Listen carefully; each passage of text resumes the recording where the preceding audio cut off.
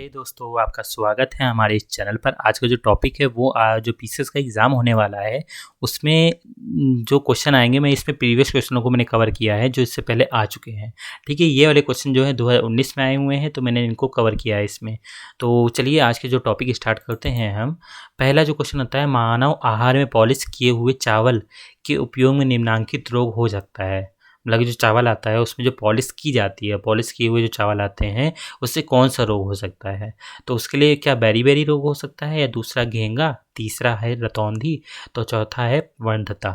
ठीक है, तो इसमें से कौन सा रोग हो सकता है। तो इसमें ऑप्शन जो है वो है बेरी रोग हो सकता है। ठीक है, जो चावल में पॉलिश होती है उससे बेरी रोग हो सकता है। और किस विटामिन की कमी से, इससे विटामिन B2 की कमी होती है। ठीक है, जिसको हम थायमिन बोलते हैं। तो विटामिन B2 की कमी अर्थात थायमिन की कमी से बेरी रोग हो सकता है, जो चावल में पॉलिश करते हैं उसकी वजह से होता है। ठीक है, बाकी घेंगा तो आपको पता है, जब ये एक गांठ बन जाती है गले में और गला फूल जाता है उसको घेंगा कहते हैं। रतौंधी में दूर की दृष्टि कम हो जाती है। वर्णतता में कलर ब्लाइंडनेस हो जाता है। इसका क्या मतलब हुआ, मतलब कि कलरों में अंतर हम नहीं बता पाते हैं। ठीक है, नेक्स्ट क्वेश्चन चलिए आता है। नेक्स्ट क्वेश्चन आता है, निम्नलिखित में से कौन सा युग्म सही सुमेलित होता है। ठीक है, इसमें कौन सा सही है, सही नहीं है, ये पूछा गया है। तो इसमें जो है विटामिन B6 किससे प्राप्त होता है, धान की चोकर से प्राप्त होता है। मतलब धान का जो चोकर होता है उसको अगर खाते हैं आप, जिसको हम राइस ब्रेन बोलते हैं, उससे विटामिन B6 प्राप्त होता है।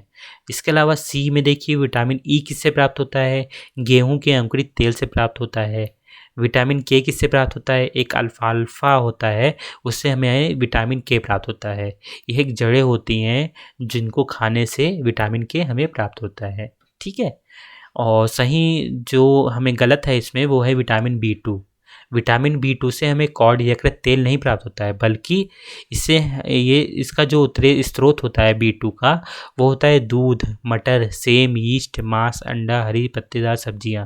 इन सभी में विटामिन B2 प्राप्त मिलता है। ठीक है, इसके अलावा विटामिन B2 का रासायनिक नाम क्या है, इसका रासायनिक नाम जो है राइबोफ्लेविन है। ठीक है, और किस कमी से रोग होता है, इससे ओठ, जीवा तथा त्वचा में रूखापन एवं शरीर के भार में कमी होती है। ठीक है, तो ये चीज़ ध्यान रखिएगा आप लोग। अब नेक्स्ट क्वेश्चन ये आता है, सूची के 1 और 2 से मिलान करिए। मीन्स इसकी कौन सी सूची है, मतलब ये सूची आई है जिसमें आबा सादा और का खा गा। मतलब केवलर क्या है, मतलब कि केवलर से क्या होता है। केवलर से जो है संश्लेषित रेशे बनाए जाते हैं। इसके अलावा टैक्सोल से क्या होता है, टैक्सोल से जो है कैंसर रोधी दवाएं बनाई जाती हैं। जिंक फास्फोट से क्या बनाया जाता है, इससे रोडेनासी बनाया जाता है। ठीक है, और नाइट्रोसेल्यूलोज से क्या बनाया जाता है, इससे विस्फोटक बनाया जाता है। तो ये चीज़ ध्यान रखने का, इसमें से मिलाने की बात की गई है। नेक्स्ट क्वेश्चन जो आता है आपका, निम्नलिखित में से किस वस्तु के नमूने को हवा में खुला रखने पर कुछ समय पश्चात गायब हो जाता है। जैसे कपूर, एथलॉइन और शुष्क बर्फ।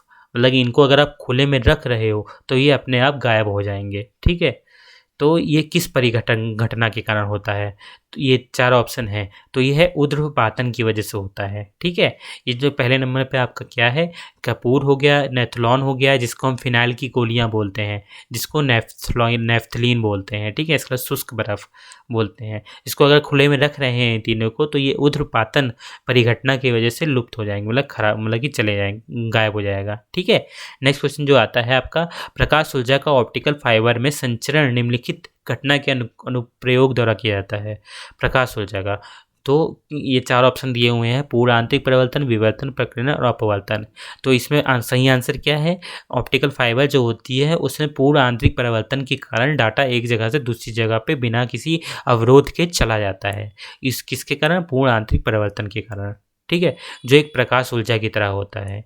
मतलब कि इस फाइबर केबल में प्रकाश की गति से डाटा संचरण करता है। ठीक है, नेक्स्ट क्वेश्चन जो आता है आपका, माँ का दूध नवजात को लगभग संपूर्ण आहार प्रदान करता है, किंतु इसमें निम्नलिखित का अभाव है। मतलब माँ के दूध में क्या नहीं मिलता है, ये कहा गया है। तो माँ के दूध में हर प्रकार के तत्व मिल जाते हैं मैक्सिमम जो बच्चे को ज़रूरत होते हैं, ठीक है। लेकिन लौह की जो है वो कमी होती है, ऐसा नहीं ये नहीं मिलता है लेकिन इसमें कुछ कमी होती है, ठीक है। तो यहाँ पे देखिए मैंने दिया हुआ है, माँ का दूध नवजात को लगभग संपूर्ण आहार प्रदान करता है। कौन कौन से तत्व देता है? लौह देता है और कैल्शियम, मैग्नीशियम, पोटेशियम आदि सूक्ष्म तत्व के लिए विटामिन ए, डी आदि सभी प्रकार के विटामिन को प्राप्त हो जाते हैं माँ के दूध से, ठीक है।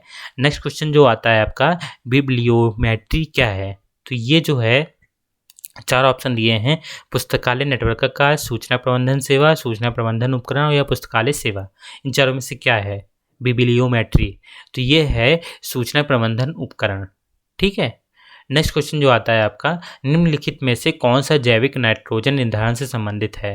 ठीक है, तो ये है आपका 4 ऑप्शन दिए हुए हैं, लाल शैवाल, भूरा, हरा और नीला हरा शैवाल। तो कौन सा सही ऑप्शन है? इसमें आपका है नीला हरा शैवाल, ठीक है। क्यों? क्योंकि यहाँ पे देखिए लिखा है शैवाल, जिसको शैवाल कहते हैं, मतलब कि शैवाल होता है क्या, पहले देख लीजिए।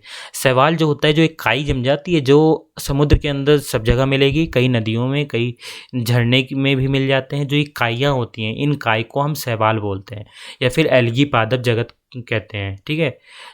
ये है एक प्रकार के जलीय जीव होते हैं जो दिखाई नहीं देते हैं समान आँखों से, मतलब दिखाई देंगे ये काई के रूप में दिखाई देंगे, ठीक है, लेकिन एक्चुअली में ये जीव होते हैं और जो प्रकाश संश्लेषण की क्रिया द्वारा भोजन का निर्माण करते हैं, ठीक है। और कहाँ पाए जाते हैं? यह ताजे जल में पाए जाते हैं, समुद्री जल में भी पाए जाते हैं, गर्म जल, झरनों, कीचड़ एवं नदी, तालाबों आदि सभी जगहों पे पाए जाते हैं, ठीक है।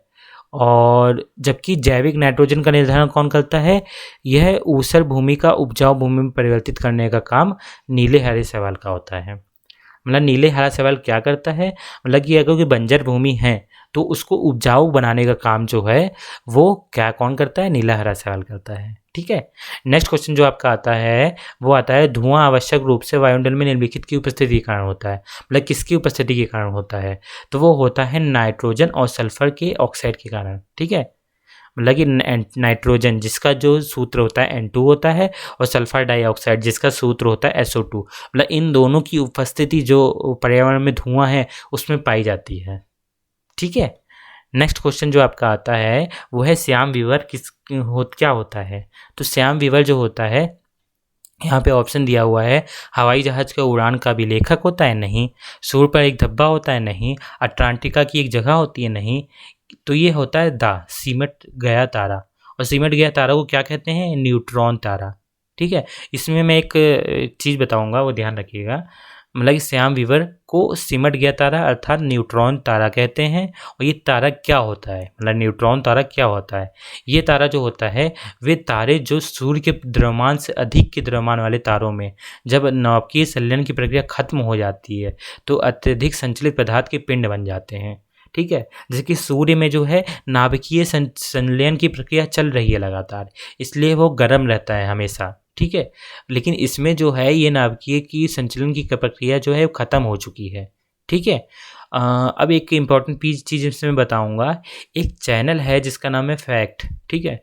फैक्ट है, उसमें अभी रिसेंटली में एक वीडियो अपलोड किया गया है जो ट्रेंडिंग पेज पे मिलता है। उसमें कहा गया है कि अगर इस न्यूट्रॉन तारे को एक चम्मच में अगर लेते हैं, ठीक है, एक चम्मच में अगर छोटा सा भाग लेते हैं तो वो चम्मच में जो छोटा सा भाग आएगा उसका भार जो होगा वो 9 लाख टन होगा, ठीक है। समझ में आया आपको? मतलब एक चम्मच में अगर हम न्यूट्रॉन तारा का एक छोटा सा भाग लेते हैं तो उस चम्मच में जो भार आएगा, ठीक है, वो जितना भारी होगा वो 9 लाख टन होगा। ये काफ़ी इम्पोर्टेंट नहीं, एक फैक्ट है, काफ़ी यूनिक चीज़ है, तो इसको ज़रा ध्यान रखिएगा आप लोग, ठीक है। नेक्स्ट क्वेश्चन जो आता है, चंद्रयान 2 अंतरिक्ष यान को प्रक्षेपित करने के लिए इसरो द्वारा किस जियोसिंक्रोनस उपग्रह प्रक्षेपण यान का प्रयोग किया गया था? इन चारों में से किसका यूज़ किया गया था? तो वो है M1 का, मतलब GSL VMK 3rd M1, ठीक है। और ये किस दिनांक को लॉन्च किया गया था? ये 22 जुलाई 2019 को लॉन्च किया गया था। कहाँ से? ये श्रीहरिकोटा आंध्र प्रदेश स्थित सतीश धवन अंतरिक्ष केंद्र से, वहाँ से इसको लॉन्च किया गया था, ठीक है। नेक्स्ट क्वेश्चन जो है, निम्नलिखित में से किस जीव का रंग सफ़ेद होता है? तो ये थोड़ा इंपॉर्टेंट है क्वेश्चन। इसमें देखिए छिपकली है, तिलचट्टा है, घरेलू मटला या मच्छर अमला, इन चारों में से किसका रंग सफ़ेद होता है? तो ऑप्शन है तिलचट्टे का रंग जो है वो सफ़ेद होता है। क्यों सफ़ेद होता है? क्योंकि इसमें लाल रक्त कणिकाएं का अभाव होता है, नहीं पाई जाती हैं, इसलिए सफ़ेद होता है। और क्यों लाल रंग की कणिकाएं नहीं पाई जाती हैं? लाल रक्त कणिकाओं का प्रमुख कार्य ऑक्सीजन का परिवहन होता है और परिवहन का कार्य करता है। लेकिन तिलचट्टे के शरीर के प्रत्येक खंड में स्थित ट्यूब, जो ये ट्यूब बनी हुई हैं, इन ट्यूब की एक प्रणाली के माध्यम से कोशिकाओं तक सीधे ऑक्सीजन पहुंच जाती है। मतलब इन ट्यूबों के माध्यम से ऑक्सीजन सीधे इनकी कोशिकाओं तक पहुंच जाती है, इसलिए इनमें लाल रक्त कणिकाएं पाई ही नहीं जाती हैं। ठीक है। नेक्स्ट क्वेश्चन जो आता है आपका, नाइट्रोजन स्थिरीकरण जीवाणु किस पौधों की जड़ के साथ संयोजन करती है? ये इंपॉर्टेंट है, ध्यान रखिएगा। इसमें 4 ऑप्शन दिए हुए हैं, दाल के साथ, चावल, गेहूं, गन्ना। मतलब किसके साथ नाइट्रोजन स्थिरीकरण जीवाणु पाए जाते हैं? ठीक है, मतलब किसकी जड़ों में पाए जाते हैं? तो वो है दाल की जड़ों में एक प्रकार के जीवाणु पाए जाते हैं। उन जीवाणुओं का क्या काम होता है वो देखते हैं। मतलब ये कुछ जीवाणु भूमि की उर्वरता को बढ़ाने का काम करते हैं। मतलब सभी जीवाणु खतरनाक नहीं होते हैं या फिर नुकसानदायक नहीं होते हैं, कुछ जीवाणु फायदेमंद भी होते हैं। जैसे कि इन जो दाल के पेड़ होते हैं या पौधे होते हैं, उनकी जड़ में जो गांठ पड़ जाती है वो इन्हीं जीवाणुओं की वजह से होता है। और इस जीवाणु का क्या नाम है? राइजोबियम होता है। कहाँ? ये दलहनी फसलों की जड़ों की गांठ में पाई जाती है। मतलब जितनी भी दाल होती हैं उन दालों की जड़ों में ये गांठ पाई जाती है, यही जीवाणु पाया जाता है जिसमें। और इसका क्या काम होता है? इसका काम जो होता है, पौधे सीधे वायुमंडल से नाइट्रोजन ग्रहण नहीं कर सकते हैं। मतलब कुछ पौधों को नाइट्रोजन चाहिए होती है तो सीधे नहीं ग्रहण कर सकते हैं, इसलिए नाइट्रोजन को नाइट्रेट के रूप में लेते हैं। ये बहुत ही इंपॉर्टेंट क्वेश्चन है, इसलिए आप लोग ध्यान रखिएगा। मतलब ये कुछ पौधे होते हैं दलहनी फसलों वाले, वो नाइट्रोजन को, या फिर मैक्सिमम पौधे जो होते हैं वो नाइट्रोजन को नाइट्रेट के रूप में लेते हैं, डायरेक्ट नहीं लेते हैं नाइट्रोजन के रूप में। ठीक है। नेक्स्ट क्वेश्चन आपका आता है, जब किसी साबुन के बुलबुले को अवशेषित किया जाता है तो निम्न में से क्या घटित होता है? ठीक है, तो उसमें त्रिज्या जो है उसकी बढ़ जाती है, मतलब कि वो फैल जाता है। ठीक है, आपने देखा होगा कि कोई बुलबुला होता है तो छोटा नहीं रहता है, वो फैल जाता है, बड़े से बड़ा बुलबुला हो जाता है। तो उसी की बात की गई है कि उसकी त्रिज्या जो है बढ़ जाती है। ठीक है। नेक्स्ट क्वेश्चन जो आता है, निम्नलिखित में से कौन सा सही सुमेलित नहीं है? इनमें से कौन सा सही सुमेलित नहीं है? ये क्वेश्चन मैंने सही गलत थोड़ा हो गया है, इसमें सभी सुमेलित हैं। ठीक है। जैसे ऑक्सीटोसिन पदार्थ किसके स्वरूप में रहता है? हार्मोन के रूप में रहता है। ठीक है। ऑक्सीटोसिन पदार्थ जो होता है, तत्व जो है, वो हार्मोन के रूप में होता है। यहाँ देखिए, ध्यान रखिएगा, जो ऑक्सीटोसिन नाम की दवाइयाँ होती हैं, इंजेक्शन होता है, उसी इंजेक्शन को गायों में लगाकर दूध निकाला जाता है, जिसकी वजह से गाय ज़्यादा दूध देती हैं। लेकिन ये दूध शरीर के लिए काफ़ी नुकसानदायक होता है। ठीक है।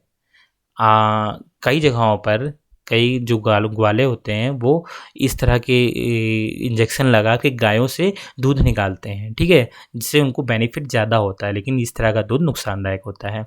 दूसरा जो होता है ऑप्शन है एस्पार्टम के अंदर क्या होता है? संश्लेषित मधुरक होता है। ठीक है। एस्पार्टम जो पदार्थ होता है वो इस तरह का दिखाई देता है, और इस तरह के पदार्थों का प्रयोग कहाँ किया जाता है? जितनी प्रकार की कोल्ड ड्रिंक बनाई जाती हैं उनमें इस तरह के पदार्थ का प्रयोग किया जाता है, जिसका स्वरूप होता है संश्लेषित मधुरक। ठीक है। तीसरा ऑप्शन होता है नियोप्रीन।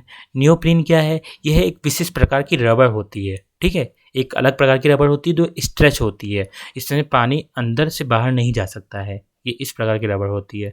जो स्विमिंग करते हैं, ठीक है, समुद्रों के अंदर, वो इसी प्रकार की ड्रेस पहनते हैं। और इस प्रकार की ड्रेस किससे बनती है? वो नियोप्रीन से बनती है। ठीक है, नियोप्रीन से बनती है, जो एक विशिष्ट प्रकार का रबर होता है। ओके। चौथा ऑप्शन है रेयॉन। रेयॉन क्या है? ये एक कृत्रिम फाइबर है। ठीक है, ध्यान से सुनिएगा आप लोग। रेयॉन एक ऐसा पदार्थ है जिससे कृत्रिम फाइबर बनाया जाता है। कृत्रिम फाइबर, ठीक है, यह एक प्रकार का फाइबर है, मतलब कि इससे कपड़े बनाए जाते हैं। ठीक है। चलिए नेक्स्ट क्वेश्चन है, निम्नलिखित में से कौन सा पदार्थ प्रोटीन नहीं है? तो ये 4 ऑप्शन है, कपास, केस, लूता रेशम, खुर। इन चारों में से प्रोटीन क्या नहीं है? तो इसमें कपास जो है वो प्रोटीन नहीं है, ध्यान रखिएगा। जबकि हमारे बालों में भी प्रोटीन पाया जाता है। लूता मतलब कि जो इस कीड़े से जो रेशम निकलता है उसमें भी प्रोटीन पाया जाता है। खुर, जो मतलब जितने भी जंतु होते हैं जो उनके खुर होते हैं पाँव के नीचे जो ये हैं, इसमें भी प्रोटीन से ही ये बना होता है। ठीक है। देखिएगा कपास, कपास है क्या? कपास यह एक मुलायम रोएदार प्राकृतिक रेशा होता है। यह कपास पौधों के बीजों के चारों ओर, ध्यान रखिएगा, मुलायम होता है। यह कपास के पौधों के बीजों के चारों ओर एक संरक्षण आवरण में विकसित होता है, मतलब एक संरक्षण बना लेता है, और यह सेलुलोज का बना होता है। ठीक है, जैसे कि ये तीनों चीज़ों में प्रोटीन पाया जाता है, जबकि इसमें सेलुलोज पाया जाता है। ठीक है, अब प्रोटीन किस में पाया जाता है? केस में, बाल में, लुता में, रेशम और नाखून व खुर, इन सभी में प्रोटीन पाया जाता है। नेक्स्ट क्वेश्चन आपका आता है, थर्मस फ्लास्क में लंबे समय तक तरल गर्म या ठंडा रहता है क्योंकि ऊष्मा की कोई हानि अथवा प्राप्ति नहीं होती। इसको ध्यान रखिएगा। जो थर्मस आता है जिसमें हम कोई भी पानी रख देते हैं, ठंडा पानी रखते हैं तो ठंडा रहता है, गर्म रखते हैं तो गर्म रहता है। ऐसा क्यों होता है? ऐसा इसलिए होता है, यहाँ पे दिया हुआ है 4 ऑप्शन, ऐसा संचालन की वजह से होता है। संचालन का मतलब क्यों होता है? क्योंकि इसके अंदर ऊष्मा को एक स्थान से दूसरे स्थान पर नहीं ले जा सकता है। ठीक है, संचालन मतलब क्या हुआ इसका? लगी ये हुआ, थर्मस जो होता है उसमें 2 परतें होती हैं और उन परतों के बीच में वायु या ऊष्मा का कुचालक होता है, मतलब कि वायु संचलित होती रहती है। ठीक है, मतलब कि उस परत के बीच में वायु चलती रहती है, और जब उस परत में वायु चलती रहती है तो वायु क्या होता है? ऊष्मा का कुचालक होता है, जिस कारण ऊष्मा का संचलन नहीं हो पाता है। ठीक है, अगर उसके बीच में वायु ना होती तो ऊष्मा का संचलन आराम से हो जाता और वो गर्म और ठंडी ना रह पाती। ठीक है, नेक्स्ट क्वेश्चन आपका, तो आज के लिए बस इतना ही। तो अगर आपको हमारा चैनल पसंद आता है तो आप हमारे चैनल को सब्सक्राइब कर सकते हैं, साथ ही साथ लाइक और दूसरों से शेयर कर सकते हैं, और कमेंट बॉक्स में कुछ सुझाव देना चाहते हैं तो दे सकते हैं। तो आज के लिए बस इतना ही, धन्यवाद।